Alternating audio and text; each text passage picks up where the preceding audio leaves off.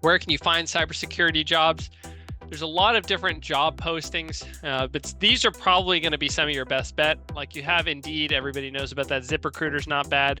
LinkedIn, at least in my experience, has been one of the best resources for finding jobs in IT and cybersecurity. You'll find a lot better luck with these kind of with LinkedIn and growing your LinkedIn network. The good thing about LinkedIn is it puts your name across a lot of people's screens, and that's really what you want. The things with ZipRecruiter and Indeed is it's really only recruiters that go on there looking for things that match words. Whereas LinkedIn, every time you're added to somebody and you like something, you comment something, it'll show that to somebody else's connections. It'll put that on their page and show it to their connections. So just adding like 50 people will get you 500 more people to look at your name, which is, I really can't tell you how good that is. So I would really make a point on while you're with CyberWarrior, or while this is one of the first things that you need to do is make a LinkedIn profile and make it look professional, right? Make it look good, and all that kind of good stuff. And job hunting on LinkedIn is also really good.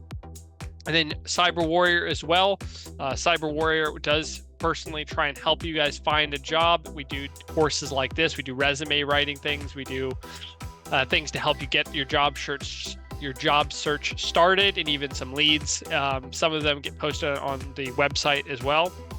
Yeah, there's a LinkedIn profile. I would add all of each other. You could also add me if you'd like. I have a lot of recruiters. A majority of the people on my page are actually recruiters. I do that on purpose, and so on, right? Okay, and then we finally have how to make your job search easier. You could build your own home lab, and I'll go through each one of these and I'll tell you which ones I think are the best, but you can build your own home lab and portfolio. And what this means by portfolio is it really means you want GitHub, right? Again, if you're interested in cybersecurity, people take you way more seriously if you have a GitHub account, and maybe you don't even have anything published yourself, or maybe you have very little stuff published, but try and make a GitHub account. Try and put some scripts in there that you've written and some README files. People, when I hired some engineers before for a company I was working for, one of the first things I saw that made one resume stand out from another is one of them had a GitHub account, and they had their own scripts in it that they had authored. And that makes a huge difference. It means that they're not afraid to get technical. So I recommend that you get a GitHub account and do that. Okay, set up, update, and improve your LinkedIn profile.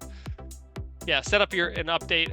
You don't have to make a lot of posts on LinkedIn. I would recommend you try to make at least one a month, or one, every couple of weeks, just to stay relevant so it doesn't look dead. I'm not one of these people that say make 2 posts every day or you're irrelevant. It doesn't really work like that. Make some posts, stay relevant to a certain extent, comment on things, and just be engaged in cybersecurity topics, or you'll find yourself looking like you have nothing to do with cybersecurity. Okay, learn how to network. That just means adding everybody that you find, making friends with everybody you find, and so on.